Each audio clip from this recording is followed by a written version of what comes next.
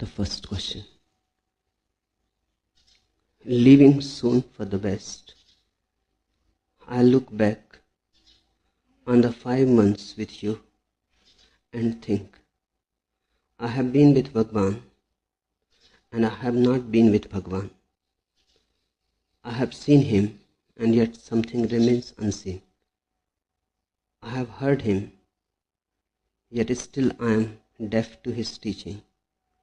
I live with no feeling of security, no sense of certainty, nothing to rely on.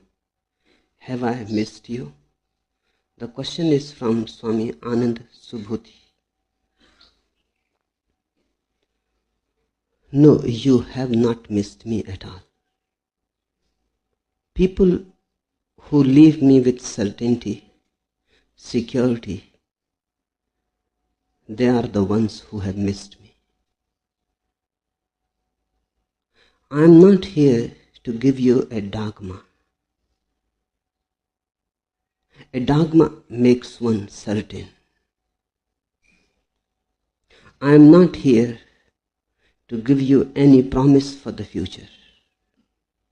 Any promise for the future makes one secure. I am here simply to make you alert and aware.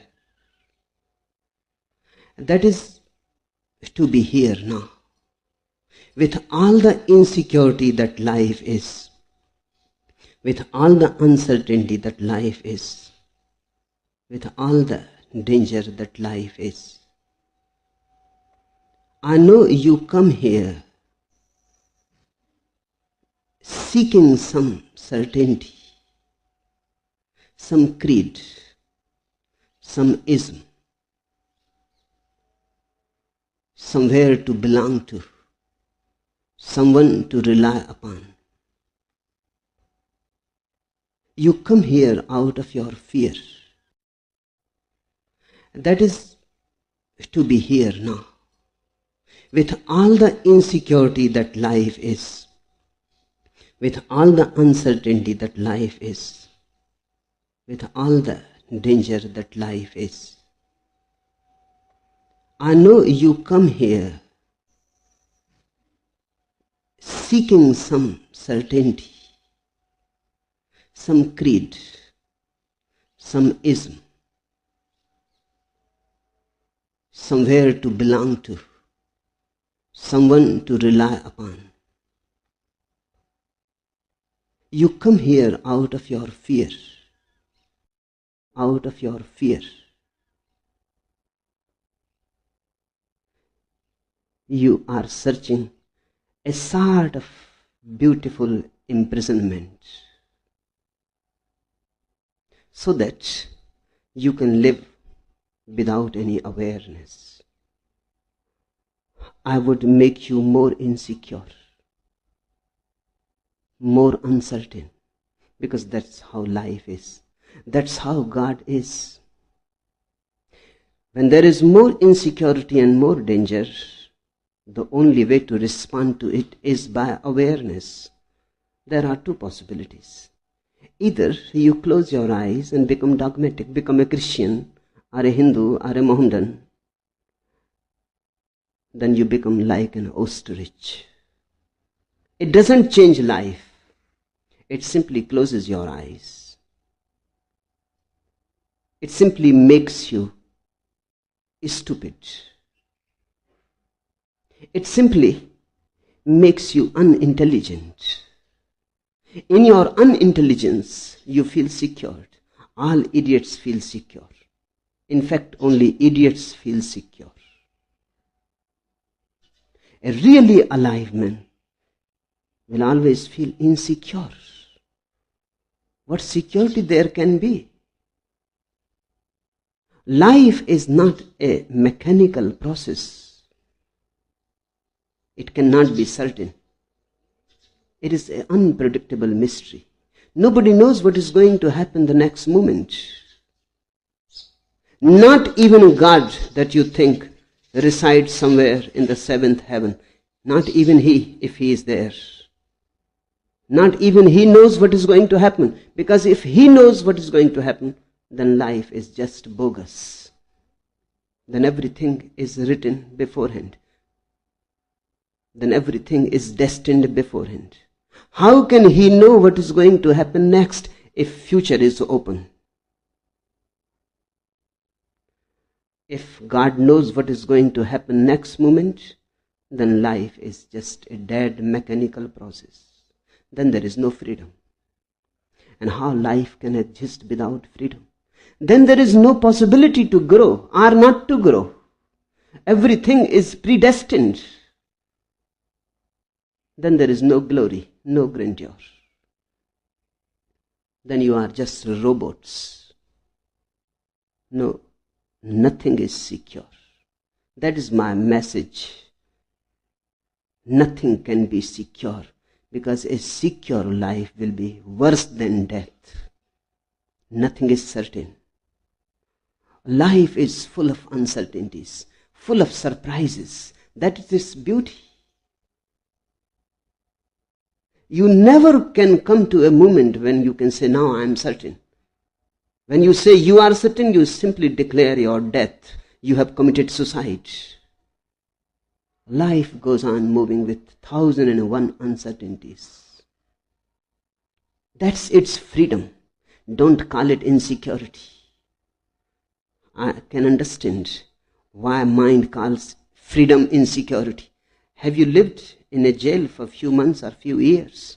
If you have lived in a jail for a few years, then the day of release comes and the prisoner starts feeling uncertain about the future. Everything was certain in the jail. Everything was dead routine. Food was supplied to him, protection was given to him. There was no fear that he will be hungry next day and there will be no food. Nothing. Everything was certain. Now suddenly, after many years, the jailer comes and says to him, now you are going to be released. He starts trembling. Outside the wall of the prison, again uncertainties. Again he will have to seek, search. Again he will have to live in freedom. Freedom creates fear. People talk about freedom, but they are afraid. And a man is not yet a man if he is afraid of freedom. I give you freedom, I don't give you security. I give you understanding, I don't give you knowledge. Knowledge will make you certain if I can give you a formula, a set formula, that there is a God, and there is a Holy Ghost, and there is a only begotten Son Jesus.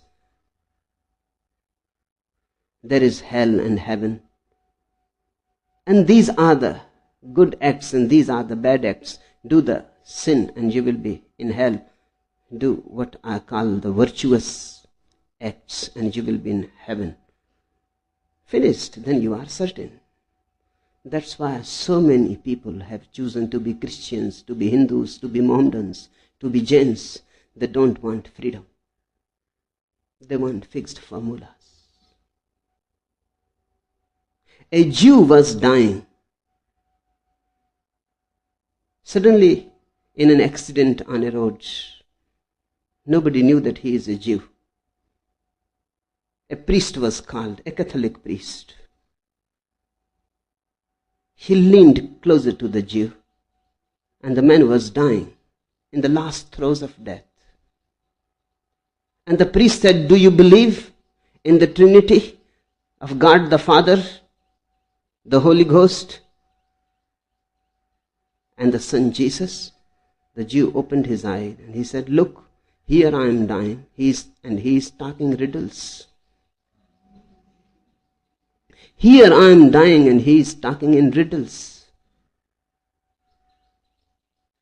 When death will knock at your door, all your certainties will be simply riddles and foolish.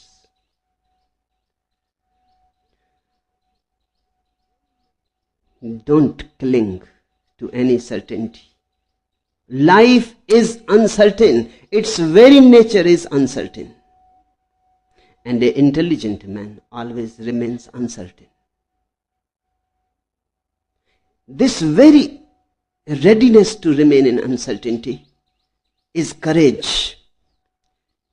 This very readiness to be in uncertainty is trust.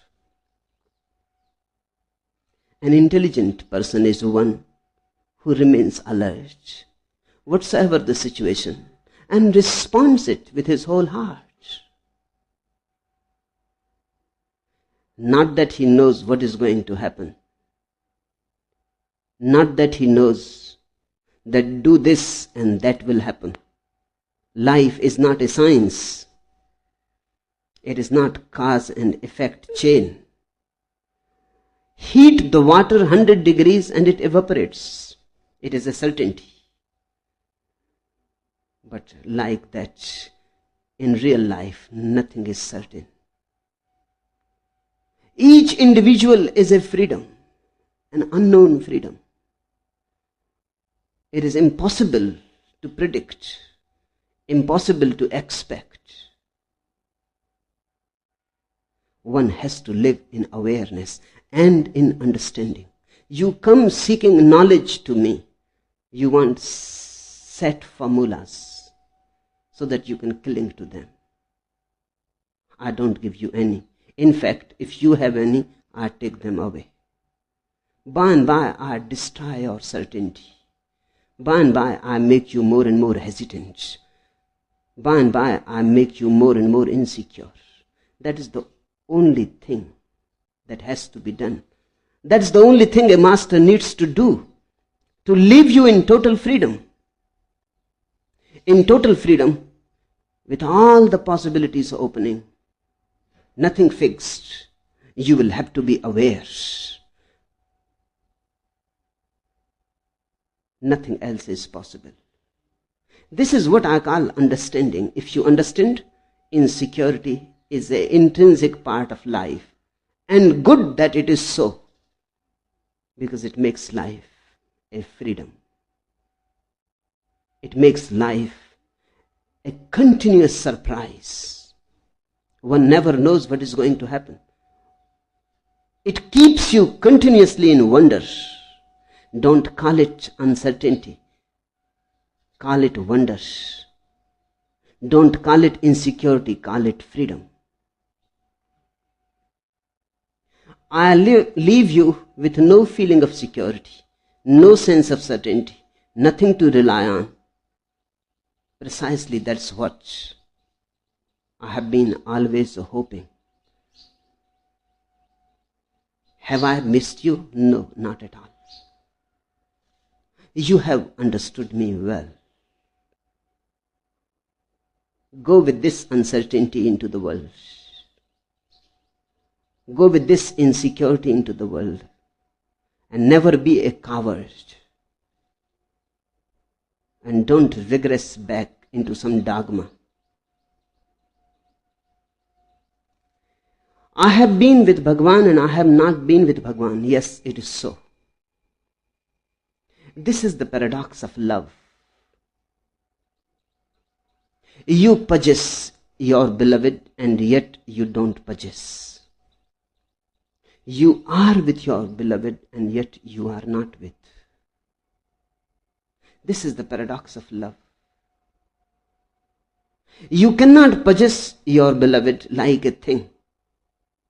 You cannot become a possessor. Yet in a certain sense you possess your beloved. And in a certain sense you don't possess.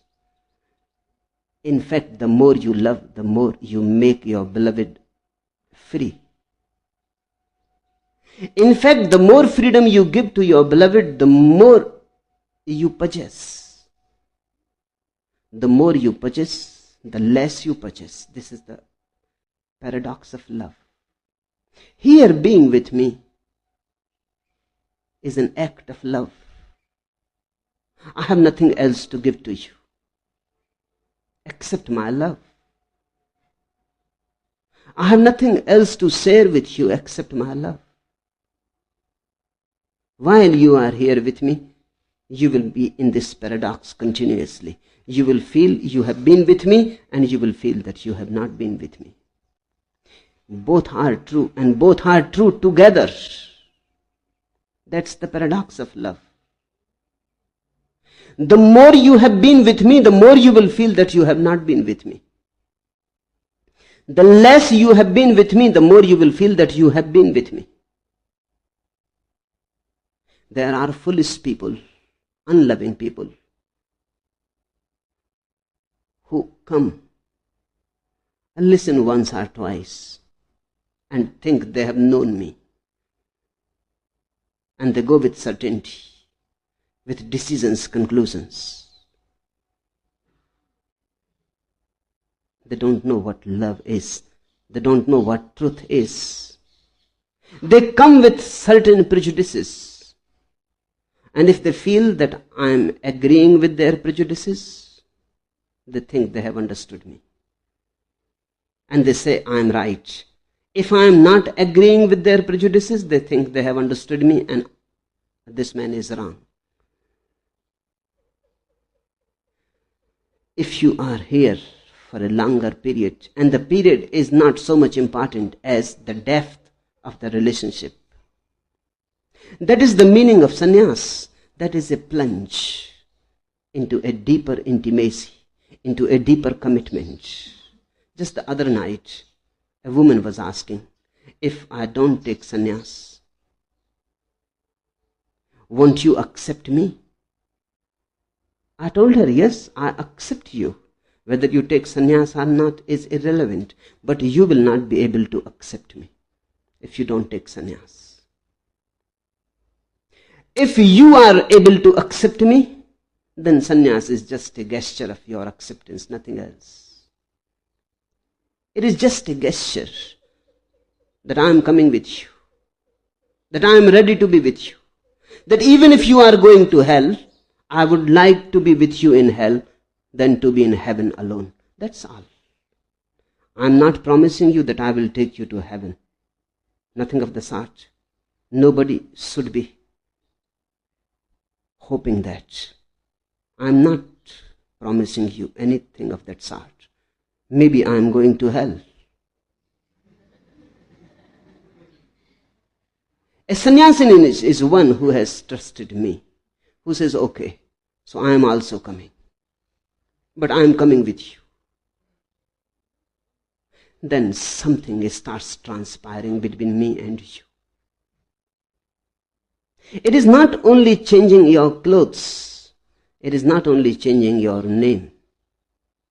It is simply dropping your whole past and is starting from ABC. That's why I change your name, just to give you a new start, as if you are born again. The day of your initiation into sannyas becomes your real birthday. You disown the past and you tell me that I am ready for a new future. I will not continue my past. I am ready to discontinue with it. And I will not insist my past. I disclaim. I disown. And I am absolutely open. Wherever you lead, I am ready. I have no prejudices. If you have been here with me in a deep, intimate relationship, if you have loved me, and if you have tasted my love, this is bound to happen. I have been with Bhagavan and I have not been with Bhagavan. Yes, you will feel that paradox. I have seen him and yet something remains unknown, unseen. That will always remain. Unless you also become Bhagavan. Unless you also reclaim your divinity. Unless you also become a God, something will remain unknown. Because we can know only that which we have become capable of. Another woman last night came to me and she said, I love you, but I cannot love you as a divine being. I love you as a human being. That's okay. In fact, how can you see divineness if something of the divine has not already stirred in your heart? How can you see beyond yourself? And the woman who said is a dogmatic Christian. In fact, she thinks, maybe not very consciously, but unconsciously, that Jesus is the only God there ever has been. But you must know that Jesus was crucified, and the people who crucified him, they were not crucifying a God. They were crucifying a vagabond. They were crucifying a criminal. They were crucifying a man who was creating mischief. The people who crucified Jesus were not able to see his godliness at all. They could only see the mischief in him. So whether Jesus was a God or not is not the question. Whether you can see or not is the question. And you can see only that which you are. You cannot see beyond you. The moment you start seeing God in me, something of the God has born in you. And then it is not going to remain confined to me. The moment you start seeing God in me, by and by you will see God in Jesus, in Buddha and Krishna, and by you will see God in other people. By and by you will be able to see God in birds, in trees, in rocks, and one day you will see that only God exists and nothing else. In fact, only God exists and nothing else. The more you hear me, the more you will feel something has been left unheard. The more you see me, the more you will feel something is missing. You have not seen me totally. The more you are close to me, the more your thirst will become intense. The more you love me, the more you will become passionate in your love.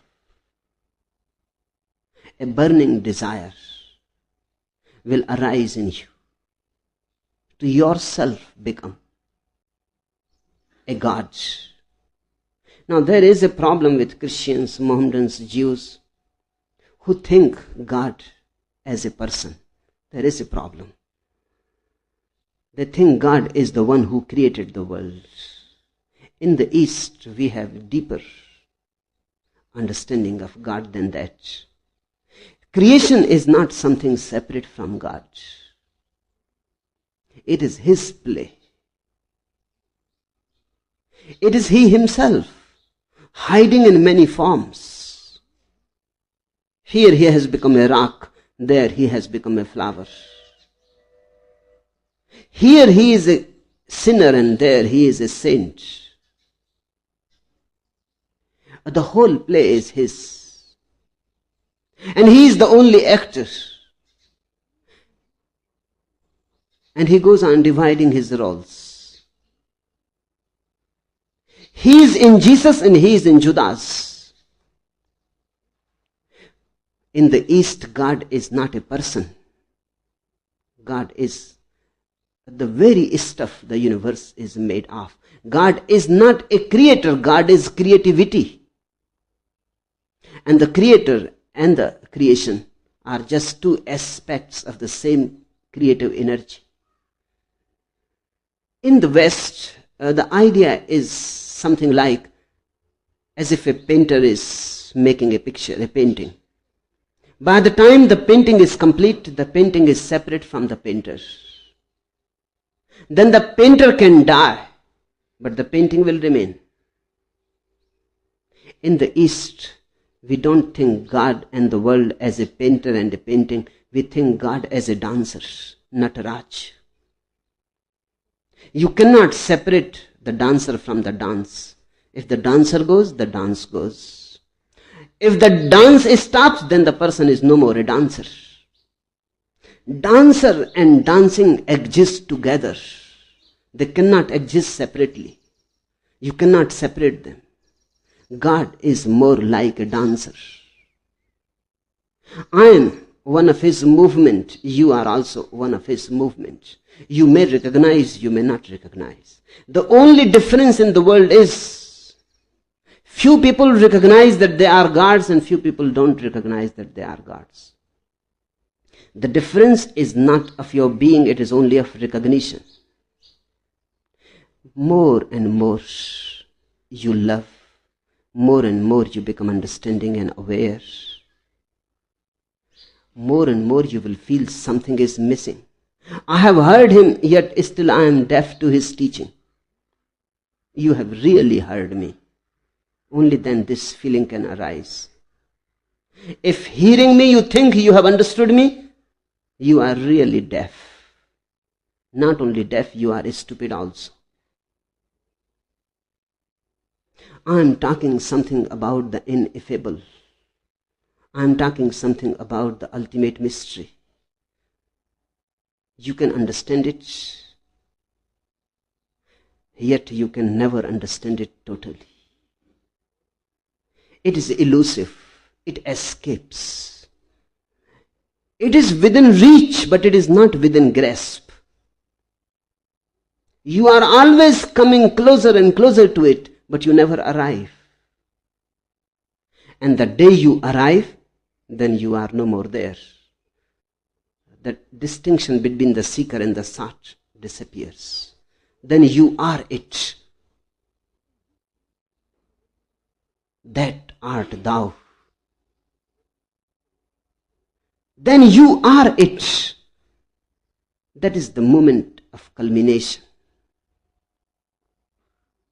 I would like to tell to Anand Subhuti, go happily, go in insecurity, go in freedom, go independent. There is no need to lean on anything or anybody. Don't use me as a crutch.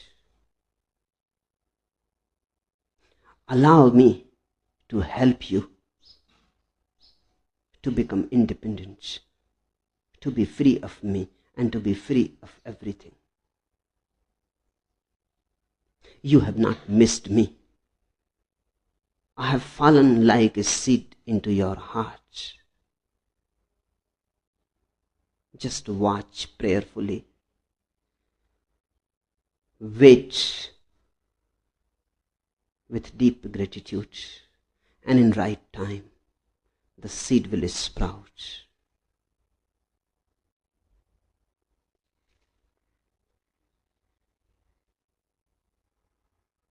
The second question. While in a peaceful state of being, I watched a bird flying by. I thought this would be a nice time to die. Yet during the stop exercise, when I was feeling some discomfort, I experienced maybe as much separation as ever.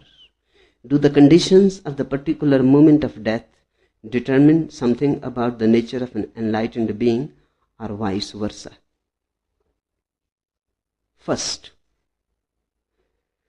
this is a sort of calamity that has befallen on human beings.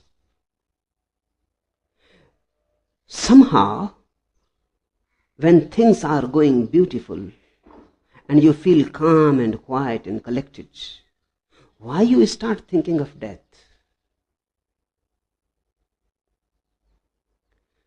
The questioner says, while in a peaceful state of being, I watched a bird flying by. I thought this would be a nice time to die. Why not think this would be a nice time to live? Why think this would be a nice time to die?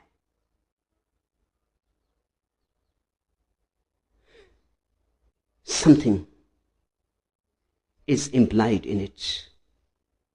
All over the world, and in the West more so, people have been taught not to be happy,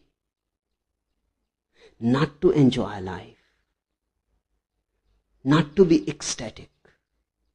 People have been taught that to be happy is somehow to be guilty.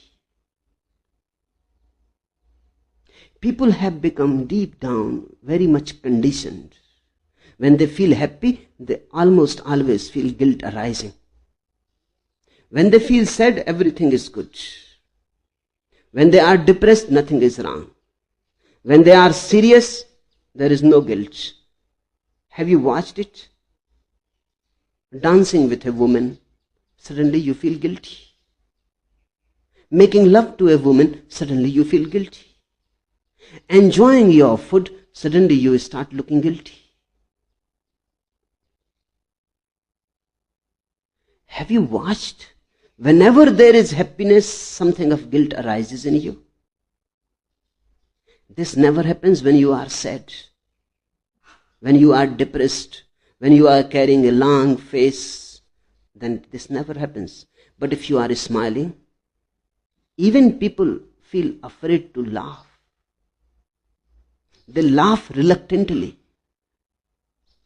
as if something wrong they are going to do. The whole humanity has been conditioned to be unhappy.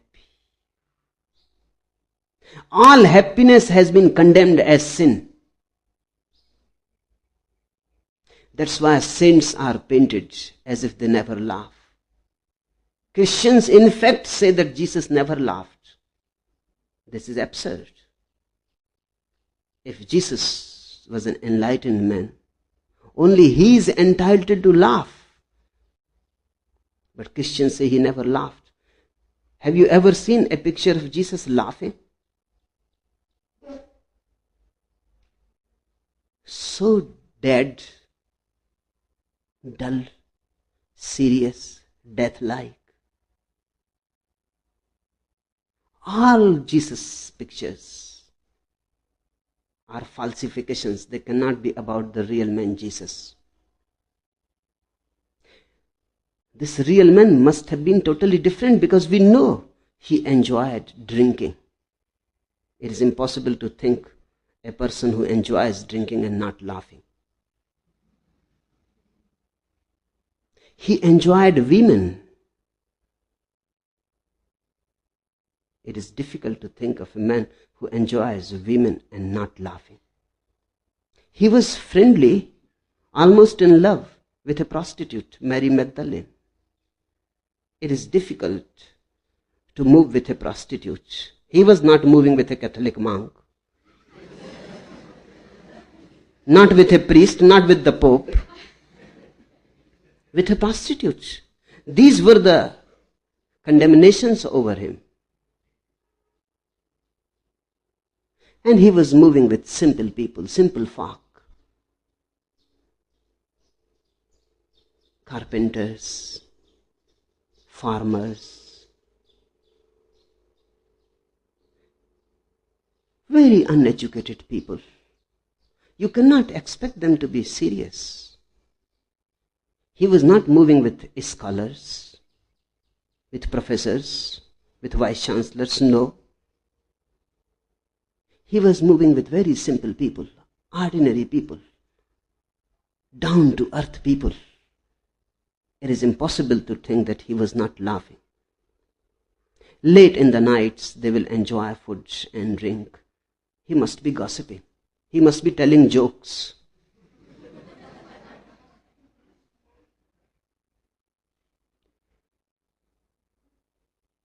But he has been depicted as a serious man. And Christians say he never laughed. Then what is the function of an enlightened man? If Jesus cannot laugh, then who is going to laugh in this world?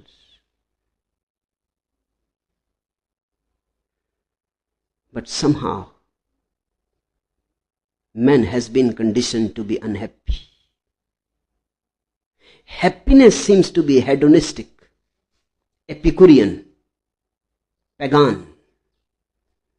A religious man has to be serious, has to carry a long face, a mask. He cannot smile. He cannot enjoy small things of life. His ego won't allow. His ego keeps aloof, away, distant. He will not meet and mingle with ordinary people, and he will not enjoy ordinary gossiping. He will always remain aloof, far away. This is an egoistic attitude. This is pious ego. And a pious ego is more poisoned than ordinary egos, because it is purer. It is pure poison. And these people have conditioned human minds. They are neurotic people. Something is missing. They are not normal. They are not healthy. They are morbid, ill. These ill people have conditioned humanity's minds. They have destroyed laughter from the earth. They have destroyed festivity. They have destroyed celebration. And destroying celebration, they have destroyed the very foundation of God. Life is a celebration. Because of this conditioning, whenever you are feeling happy, you think this is the right moment to die. Why not to live? When you are miserable, that is the right moment to live. And when you are feeling happy, this is the right moment to die. Drop this nonsense. When a bird flies by and you are feeling peaceful, this is the moment to live and love and dance. Why be in a hurry for death? Death is coming on its own.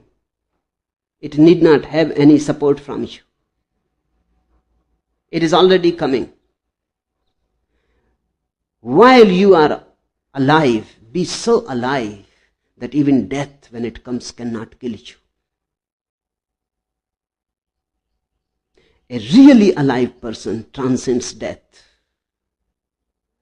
Death happens to only dead people. Let me repeat it. Death happens only to dead people who are already dead. Only to those people death happens.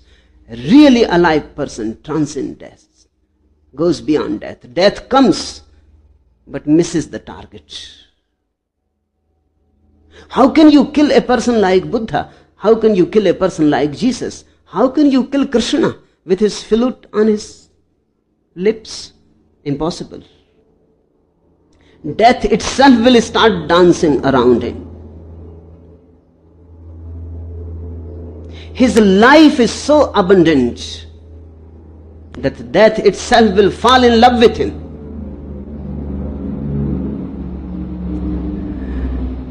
Always remember that to be happy is to be religious, to be happy is to be virtuous, to be celebrating is to be prayerful, to be festive and to remain in a festive dimension continuously is to be a sannyasin.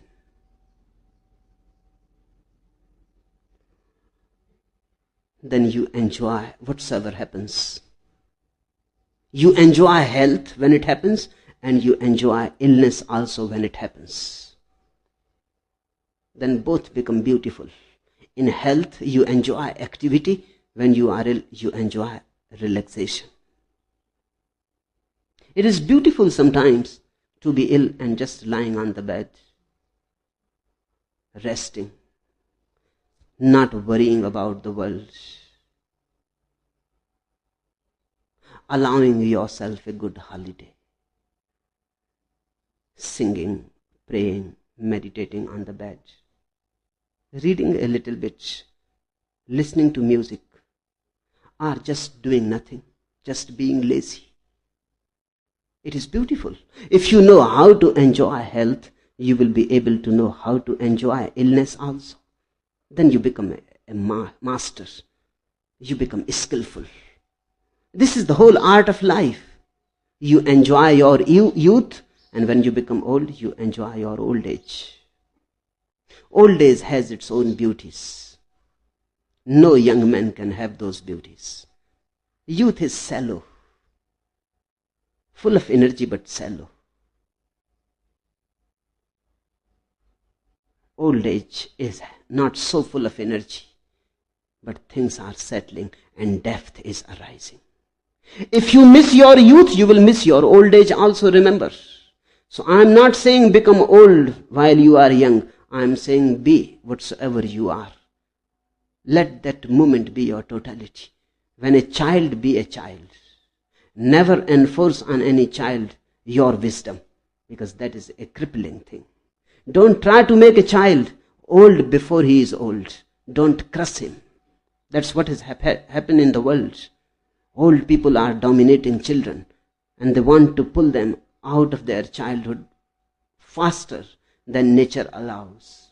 They kill and they crush something the child loses forever. And when a child is not a child when he was a child, he will not be young when he is young. Something will always go on missing.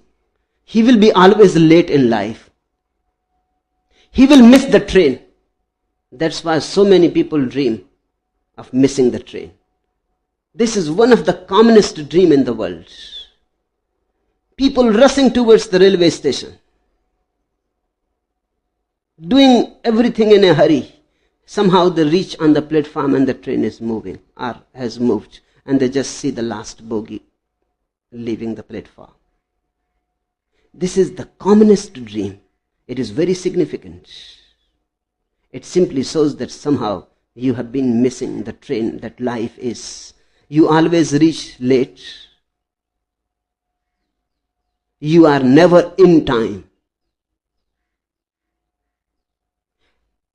And the wonder of wonder is that everybody is studying the timetable so much. People go on studying the timetable, but when they reach, they are always late. They waste their time with the timetable. This is what is happening when you read the Bible, or you read the Quran, or you read the Gita. These are timetables. And reading these timetables, you miss the train of life. Good sometimes to read them when you have nothing else to do. But don't make them a substitute for life. They are nothing compared to life. While you can read the book of life, don't substitute it by any other book.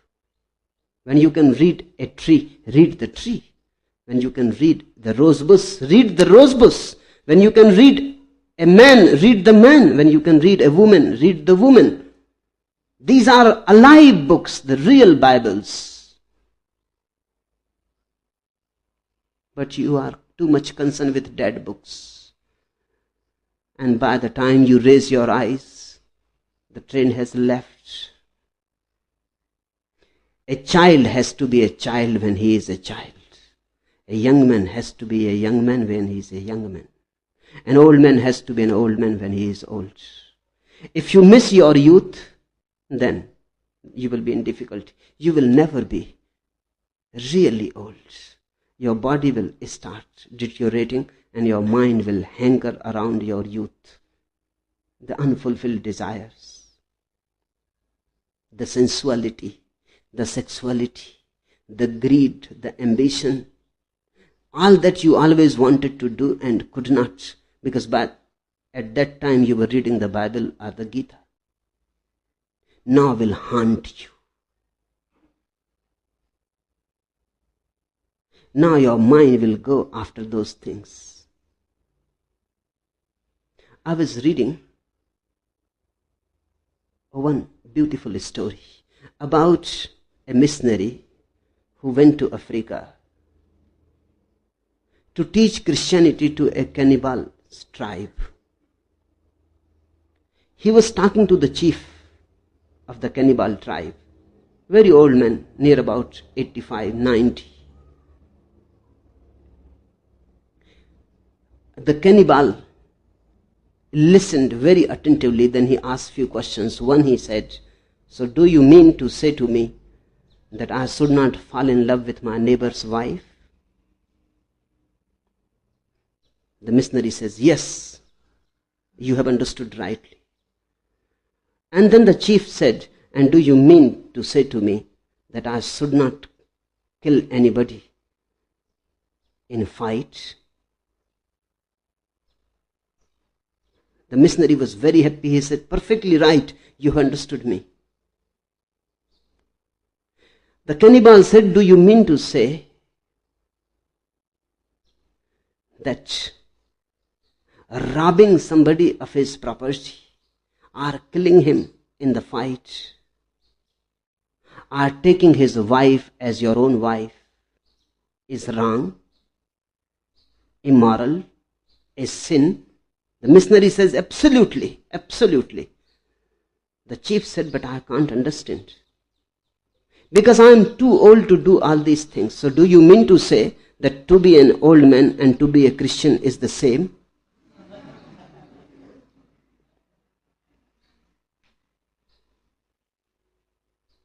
Your so-called religions are just religions created by dead people. They don't allow you life. They don't allow you love. They go on condemning all that is beautiful and all that is right at the time.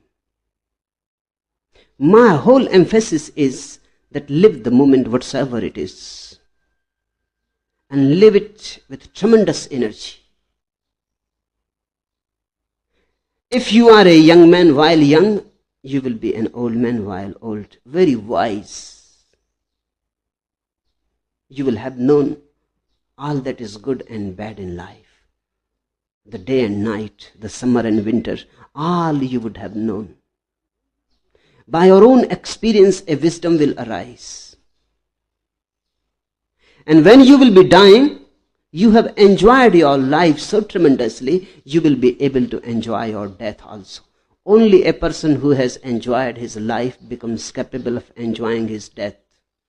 And if you are capable of enjoying your death, you have defeated death. Then there is no more birth for you and no more death for you. You have learned the lesson. This is what we call enlightenment. Learning the lesson that life can teach you. The questioner says, while in a peaceful state of being, I watched a bird flying by. I thought this would be a nice time to die.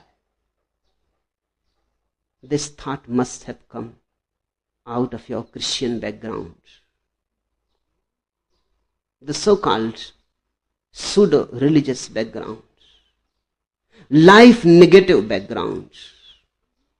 Otherwise you would have thought, nice time to live. And you are alive, so think in terms of life. Why you think in terms of death? There must be some suicidal tendency in you. This I have watched in many people. Once I took one of my professors. He was my teacher. I took him to a very beautiful place. Nothing like it exists anywhere in the world. I used to live in Jabalpur, and just 13 miles away from there flows the beautiful river Narmada. 2 miles amidst hills of marble. 2 miles stretch of marble hills. It is something not of this world. And a full moon night, it is unbelievable. You cannot believe that it is there. It is so unreal. It has such a hypnotic energy in it. I took my old professor in a full moon night, just in the middle of the night, when the moon is just on the head. He could not believe that such a beautiful thing is possible on this earth. He said, what a beautiful place to die. But why this idea arises? What a beautiful place to live would have been absolutely relevant. What a beautiful place to love. What a beautiful place to dance and sing would have been relevant. But the idea arises, what a beautiful place to die. Why this death obsession? Can't you enjoy anything? Can't you delight in anything? Become aware of such tendencies. And next time when a beautiful moment passes by, dance, sing, paint, love. Death will take its own care. It will come one day. Be ripe when it comes. And the only ripeness that is possible is through living. Live deeply. Live totally. Live wholly. So when death comes and knocks at your door, you are ready. Ready like a ripe fruit to drop. Just a small breeze comes and the foot drops. Sometimes even without the breeze, the foot drops by its own weight and ripeness. Death should be like that. And the readiness has to come through living. The questioner asks, yet during the stop exercise when I was feeling some discomfort, I experienced maybe as much separation as ever. You think about death and you become disturbed by small things, a headache, an ant crawling on your body. You become distracted by such small things, small uncomforts. And you talk about death. Maybe you don't know what death is. Maybe you have only heard the name. And you have seen people dying, but you yourself have never seen death. In fact, when a person dies, you see him lying in repose, silent, relaxed, with no uncomfort. You think death is not an uncomfort? You are seeing only a dead person. You have not seen his inner misery. You have not seen his inner conflict. You have not seen his inner struggle with death. You have not seen his inner anguish and turmoil. You just see the dead body, painted, dressed well, washed, cleaned.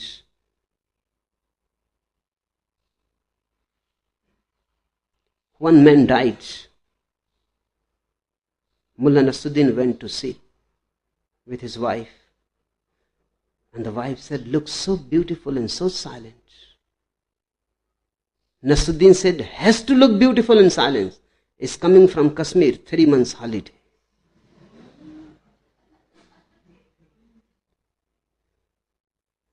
Watch a dead person. Every person looks beautiful, silent. Not that he died in silence.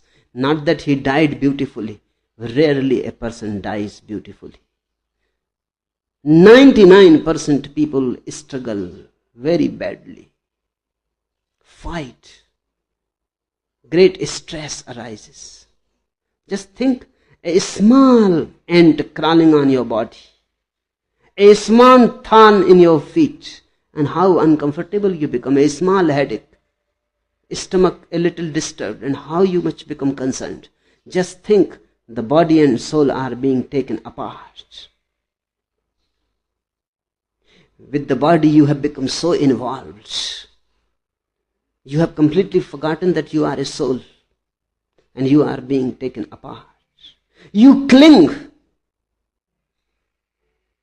You leave your claim very difficultly, very reluctantly, fighting, struggling, crying. But nobody can see it. It is something inside you. Only you can see it. And you cannot even say. You die in misery. Only few people die blissfully. And when death becomes a bliss, it is a samadhi. When death is a relaxation, real relaxation, deep inside you surrender. You welcome. You have known life, now you want to know death also. You have lived life, you have enjoyed it. A great trust has arisen in you about life, and you know death is the culmination of life, the crescendo. It must be beautiful. When the whole journey has been beautiful, why not the goal? There is no reason to be afraid. When the whole journey has been such a tremendous joy, why not the end? It is the culmination. You have come home. You welcome. You are ready to embrace death. You relax. You simply slip into death. And that's the moment. If you can die without any fight, you don't die. And you are never born again. You have simply slipped out of the body confinements of the world. You live eternally, but then you live as an unembodied existence with no limitations, with no boundaries. Body gives you a boundary. Death takes away all boundaries from you. Body gives you a definition, makes you a man or a woman, makes you ugly or beautiful, makes you intelligent or unintelligent, makes you this and that. Body gives you definition. Death takes all definitions away. It simply leaves life undefined. Life undefined is what God is. But to know this death, you will have to know life well. So if you can accept my suggestion, next time when a beautiful moment passes by, think in terms of life. What a beautiful moment to live and dance and be alive. Then one day when death will come, you will say the same to death. What a beautiful moment to die. All moments are beautiful. Only you have to be receptive and surrendering. All moments are blessings. Only you have to be capable to see. All moments are benedictions. If you accept with a deep gratitude, nothing ever goes wrong. Do the conditions of the particular moment of death determine something about the nature of an enlightened being, or vice versa? Vice versa. Death does not determine. Neither time of death determines anything. It is you, conscious or unconscious, who determines the meaning of death. It is an enlightened consciousness that makes death so beautiful, so tremendously beautiful. You are making even life ugly. And an enlightened man makes even life, even death beautiful. It is you, in the final analysis, always you, the decisive factor, who decides whatsoever happens to you. Remember it. This is the very key. If you are unhappy, it is you. If you are not living rightly, it is you. If you are missing, it is you. The responsibility is totally yours. Don't be afraid of this responsibility. Many people become too much afraid of the responsibility because they don't see the other side of the coin. On one side is written responsibility, on another side is written freedom. Responsibility means freedom. If somebody else is forcing you to be in misery, then you cannot get out of it. How can you get out of it if somebody else is forcing you into misery? Unless the other decides not to make you miserable, you can never get out of it. If it is you who are responsible for your misery, then it is for you to decide. If you are enjoying being miserable, be miserable thousandfold. There is no problem. Enjoy. If you are not enjoying it, then drop. Be clear cut. What I see is people go on thinking that they want to be happy, but what they can do? They are being forced to be miserable. This is absolutely absurd.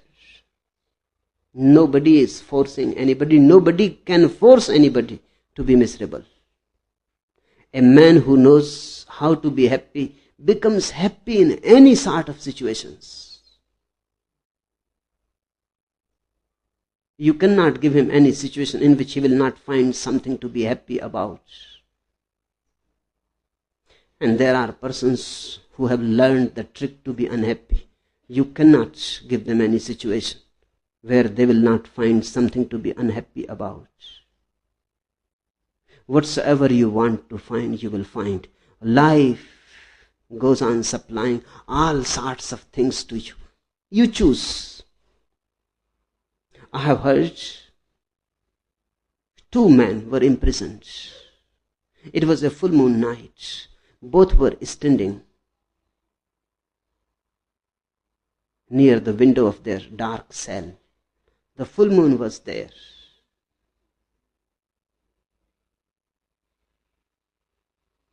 One was looking at the moon,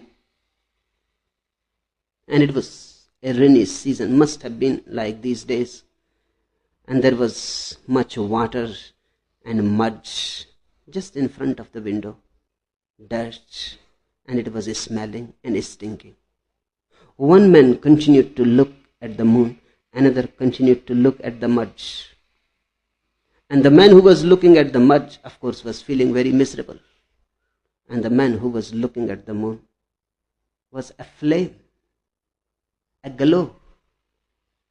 His face was reflecting the moon. His eyes were full of beauty. He has completely forgotten that he is imprisoned. Both are standing on the same window, but they are choosing different things. There are people, if you take them to a rose bush, will count the thorns. They are great calculators. Their mathematics is always right. And when they have counted thousands of thorns, it is simply logical that they will not be able to see the one rose flower. In fact, their inner world will say, how it is possible, amidst so many thorns, how a rose flower is possible? It must be a deception. It must be illusory. Or even if it is possible, it is not worth. Then there are people who have never known the thorns of a rose bush. They look at the rose. And looking at the rose, feeling the rose, the beauty of it, celebrating the moment, they come to feel that even thorns are not so thorn-like. How can they be when they are growing on the same rose bush as the rose flower? When their mind is focused on the rose flower, they start looking at thorns also in a different way. They start thinking that thorns are there to protect the rose flower. They are no more ugly. They are no more irrelevant. They are no more empty. A positive attitude arises. It is up to you to make whatsoever you want out of your life. An enlightened consciousness makes even death beautiful, and unenlightened consciousness makes even life ugly. For an enlightened consciousness, only beauty exists, only beauty. Only bliss exists, only bliss. So the question is not how to change ugliness into beauty, how to change pain into pleasure, how to change misery into happiness. No, the question is how to change the unconscious into conscious, the unenlightened attitude into enlightened attitude. How to change your inner world of being. How to attain to life affirmative values and drop life negative values.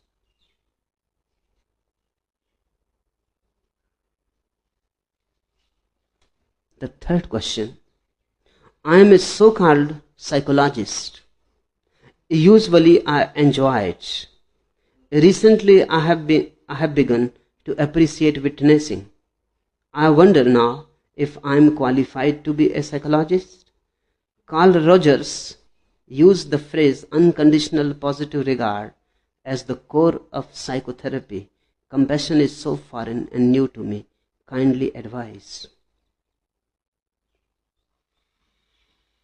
All psychologists are so-called psychologists because the real psychology does not exist yet, because man is still not known. Psychology is just a groping. It is still not a science. It is just in a very primary stage. So every psychologist is a so-called psychologist because psychology is a so-called psychology. The real psychology is yet to born. But the so-called psychology is paving way for it. So it is valuable. When I say it is so-called psychology, I am not condemning it. It is just like alchemy preceded chemistry, and astrology preceded astronomy. This so-called psychology is preceding, is a requirement for the real psychology to be born. Just as alchemists are no more remembered, forgotten. You cannot even mention their names. Sooner or later, Freud and Jung and Adler will be forgotten the same way. They are alchemists of the inner world. Sooner or later, you will be surprised. Few other names will become more important, which are still there, but known only to few people. For example, Gurdjieff will become more important in the coming century than Freud, because he has tried to give few keys for a real objective psychology. Ouspensky's name will become more important than Jung's. And few completely unknown names will bubble up into prominence. But Freud, Jung and Adler have done a great service. They have paved the way. Without alchemy, chemistry would not have been born. It is a must, but it is so-called. We call it psychology because nothing else exists. But it is not yet real. It simply watches human beings from the lowest rung of the ladder. You go to a pond, you see a lotus. The lotus comes out of dirty mud.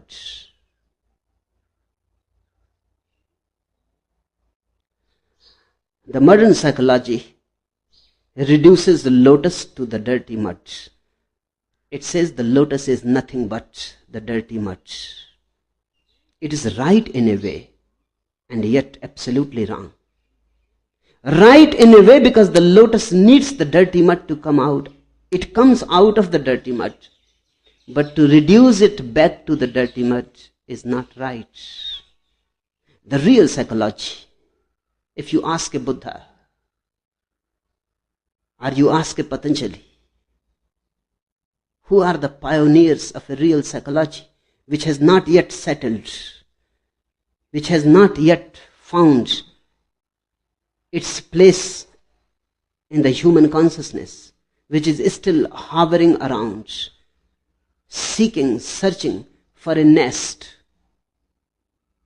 they will say, rather than reduce lotus to the dirty mud, why not raise the value of dirty mud to the lotus itself?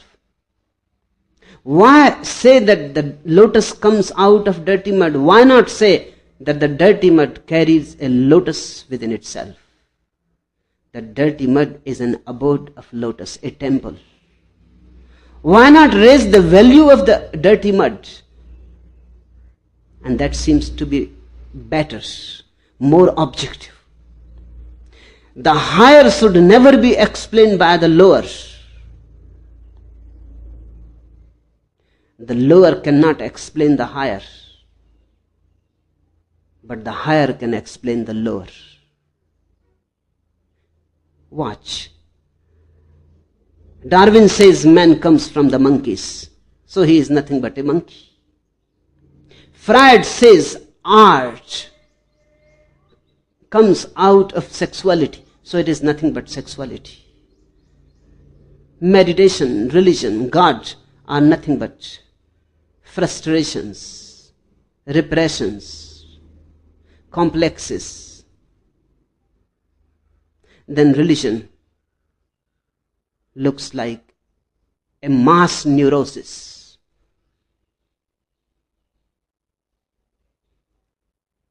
Darwin or Freud, they reduce the higher to the lower. But then go on the whole way, from where the monkeys come. Then reduce them back, still back. Go on, go on. Finally you will come to matter. Then everything is reduced to matter. Then even Darwin is reduced to matter. You reduce religion to repress sexuality, then how you will treat Freud himself? Then what is psychology? Then that too is reduced. I have heard an anecdote. Adler was talking to few friends and few visitors. A group of Americans had come to see him, and he was talking about his famous theory about inferiority complex. And he said that if a man is inferior in one way, he tries to compensate it in another. For example, Lenin was very small. His legs were very small, out of proportion. When he will sit on the chair, his legs will not reach to the ground. That was the reason he rose so high, to prove that he is very powerful and he is not a weakling.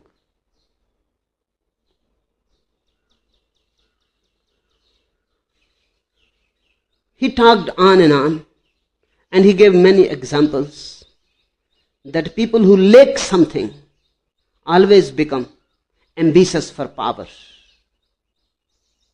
Then somebody stood and said, and what about psychologists? Do they lack something in their mind so that they become psychologists? Do they have a smaller mind than other people, so they try to compensate it by thinking and talking and creating theories about mind? I don't know what Adler said to it, but in fact there is no answer to it.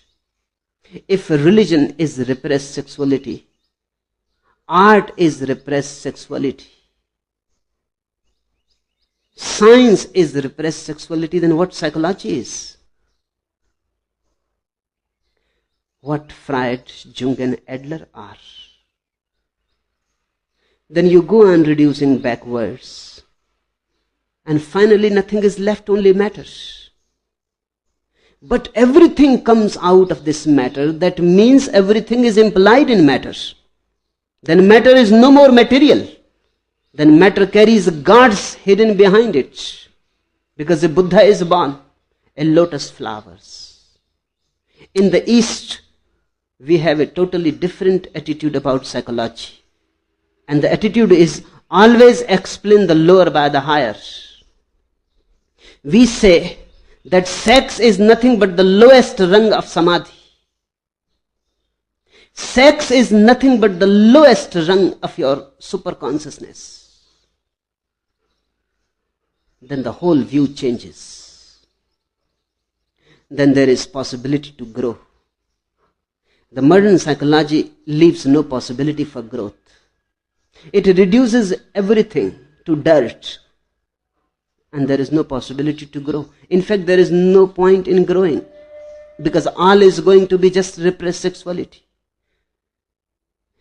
If you listen to the modern psychologists, their definition of the normal man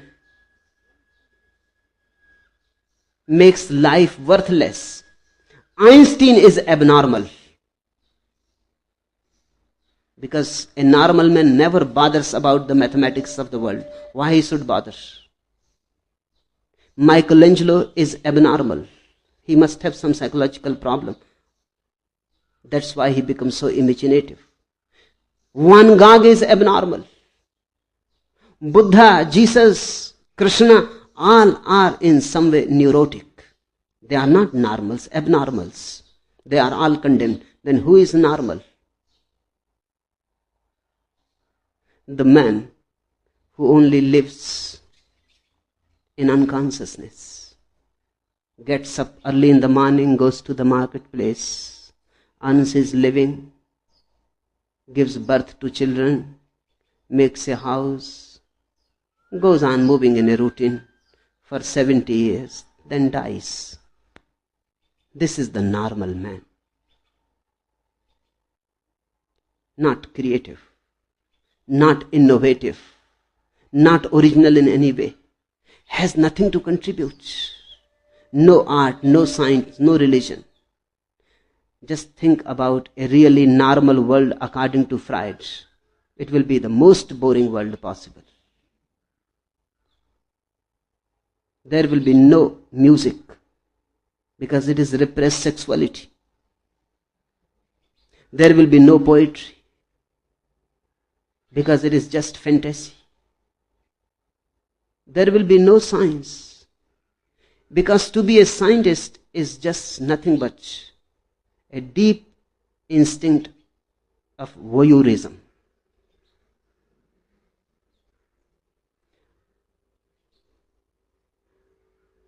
If you remain clean, you like a shower, you use beautiful clothes, then it is exhibitionism.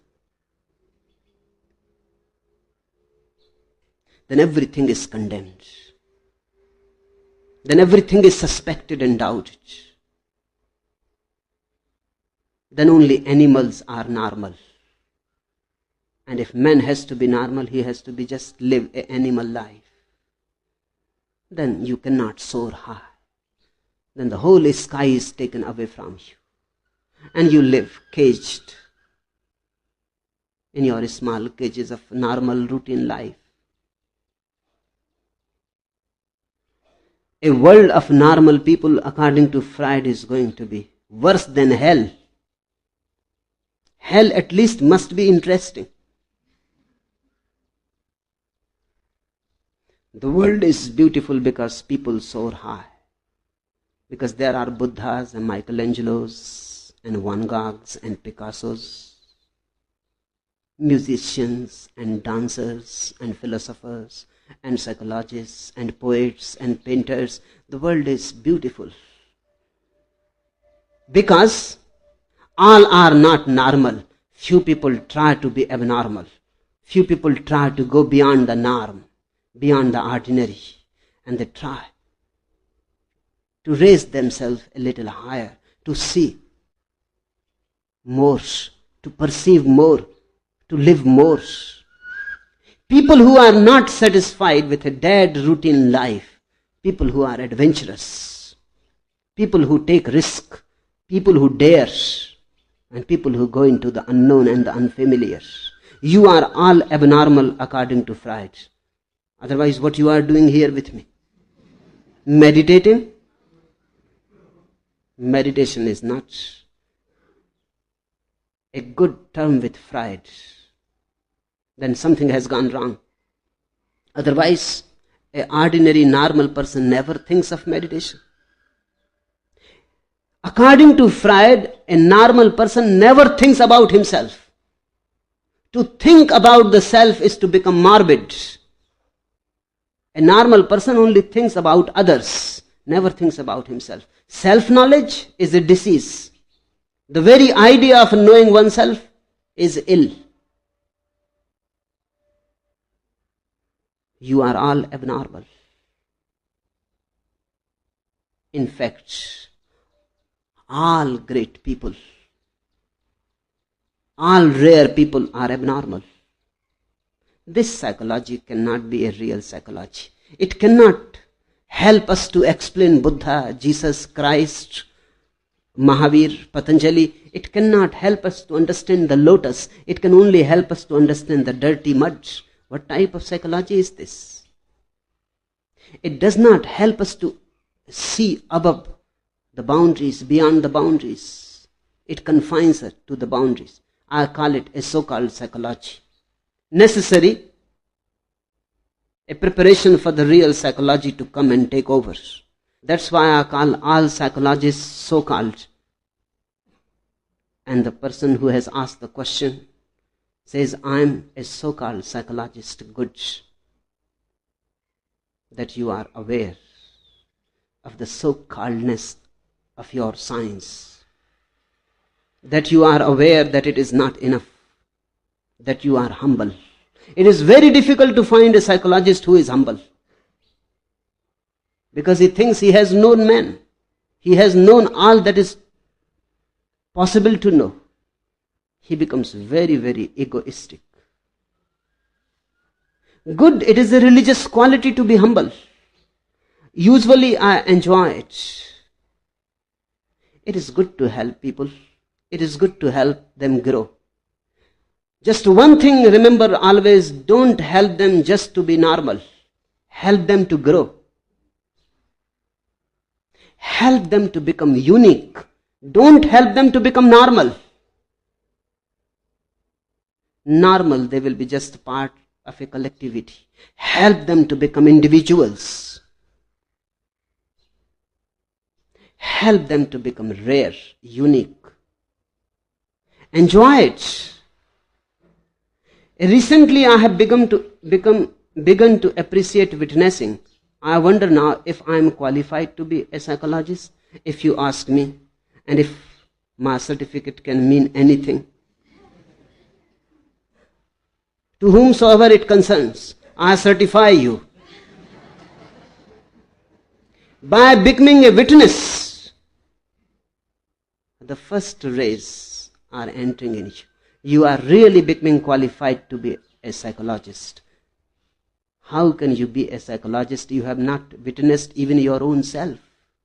Then all your observations are from the outside. You see people's behavior. You can be a behaviorist but not a psychologist. When you have watched your innermost core, and that is the only way to watch it. You cannot watch it in somebody else. Because watching somebody else, you are always outside. You can watch the real human soul only from the inside. You have to become an introvert, witnessing. That's why the questioner has become suspicious whether he can call himself qualified, because if he goes and asks Freudians, they will say you are dropping out of the profession. An introvert is morbid. Witnessing, there is nothing to witness. You are losing your track.